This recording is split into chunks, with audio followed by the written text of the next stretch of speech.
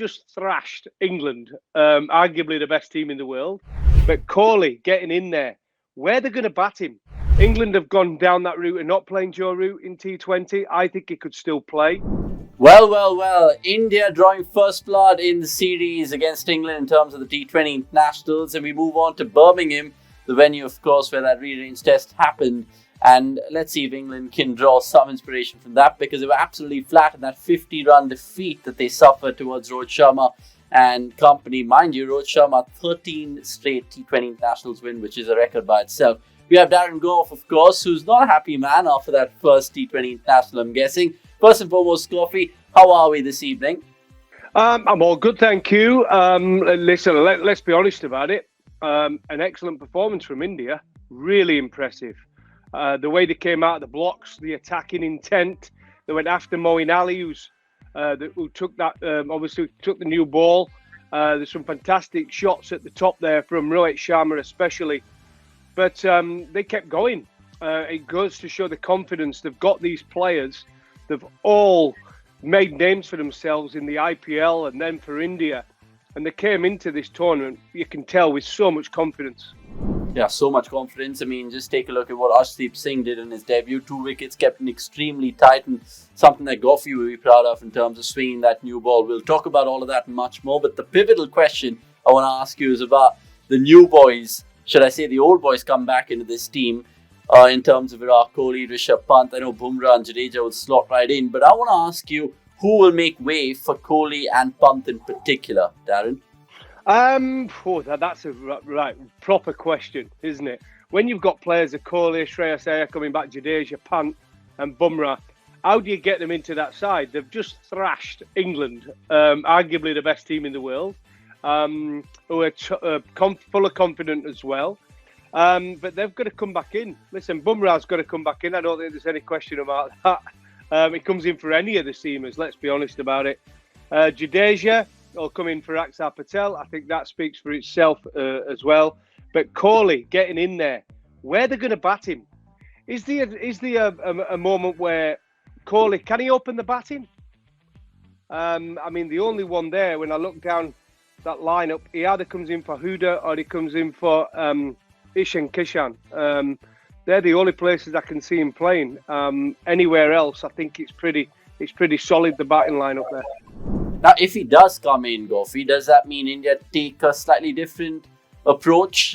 Because we know what Hooda can do. We saw that the last time out, where he can go crash, bang, wall up. Kohli is more of the anchoring role. Do you think that will change dynamics?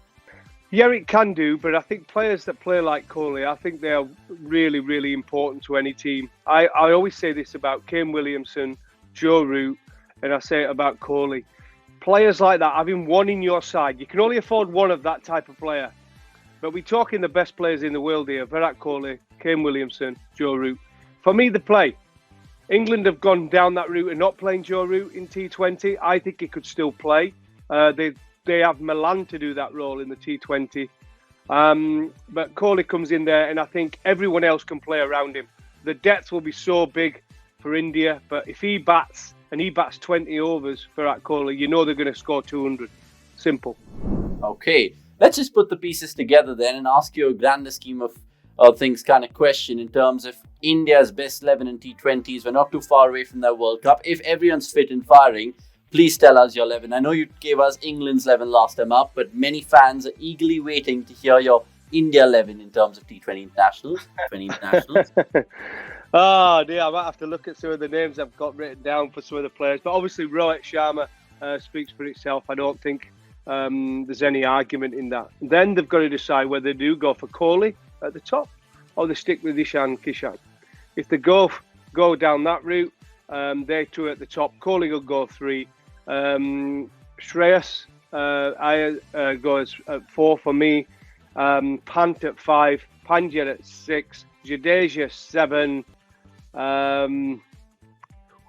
Now that's when we're talking. Now then you're going to go Kumar, Bumrah. And I still would go with Umran Malik. I'd go with the pace of him. I think India are going to try and get him in at some point. I know he didn't play the other night. And the bowlers, Patel, Kumar and Singh, were excellent. I thought they did a great job. But I still think that extra pace and bounce come Australia will be vital. Okay, just reiterate the number 4 choice. Shreyas Iyer, did you mean Suryakumar Yadav there? Yes, him or Shreyas. Shreyas is another unbelievable player for me. I think you can go down either route on that. He was Yadav yesterday played an unbelievable innings. I thought it was a great innings. But as I've said to you in the past, India, especially on the batting side, could pick 3 different lineups, and I don't think it'd weaken the team whatsoever. So as I said to you, I'm not the selector.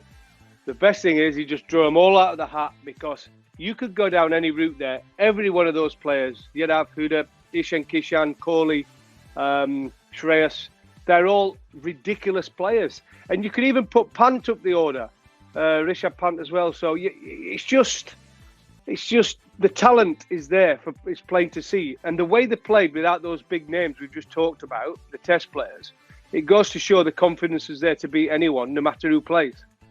Okay, just pick your mind a little bit more about the bowling attacks that we've seen so far in this this series. Even though there's just one game been up, it's almost chalk and cheese in terms of how England have gone for 3 left armers, India have gone for 3 right armers. Is there a set sort of pattern in T20s where you think this is the ideal combination? Is it variety which is the key, you feel? Well, it is quite strange what England are doing at the moment. You look at the one-day internationals they played against in Amsterdam against the Netherlands, and we took 5 left-arm bowlers.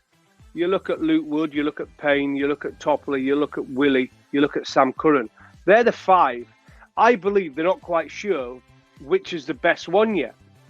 Sam Curran is a bowler that's going to bowl in the middle and possibly at the end. David Willey takes a remarkable number of wickets in his first over, same as Kumar. And then they've got Topley, who gets that extra bounce, and they might be thinking in Australia he could be effective, a little bit more pace than the others and a bit more bounce. Luke Wood is shorter, skiddy, and Payne has obviously got those skill again. He's got a little bit of a height, he's got lots of slow balls.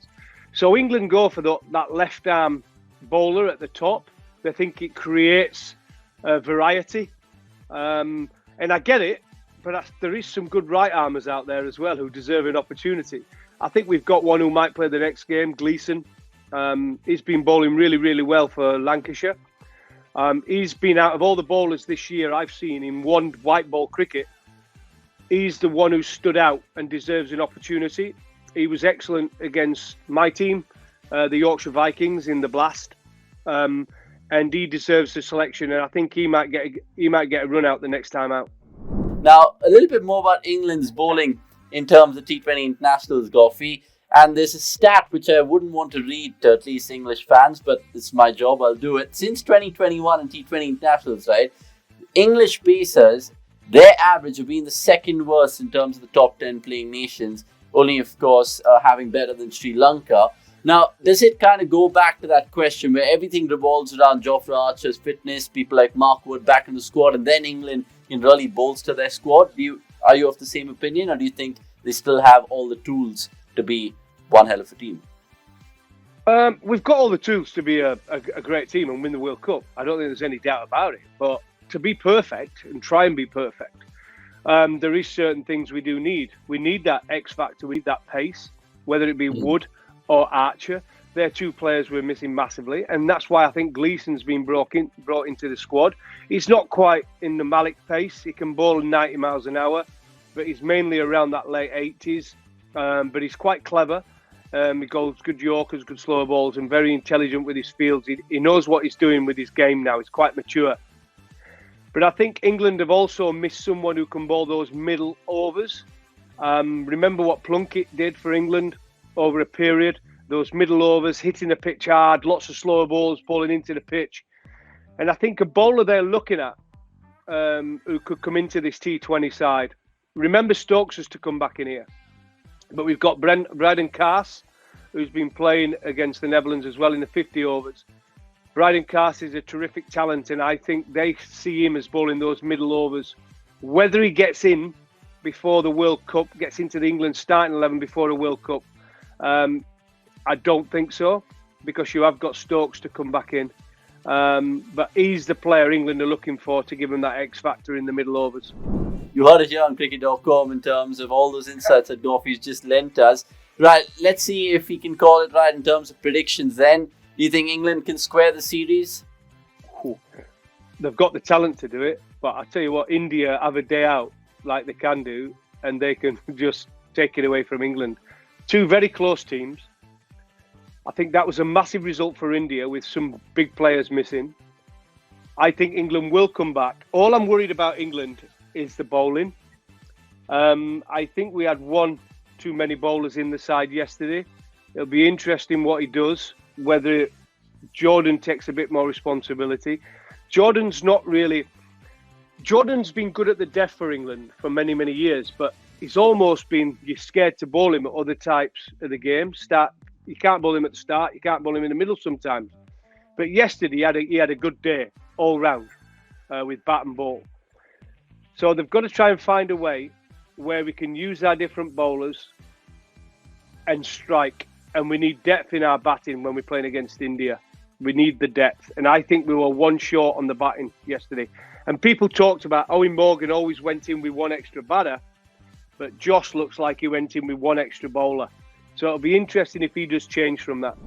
Okay, let's see if India take that 2-0 unassailable lead, or like Goughy says, England come back, make it 1-1 and make it a really good fist of things in the final T20. You can catch it all on cricket.com in terms of Darren Gough's insights, stats, numbers and stuff that you guys haven't seen before. What are you waiting for? Subscribe. Until the next time, it's a goodbye from me, Avnish Hegde, and of course Darren Gough, who we've just got out of training and has got a sweat on him.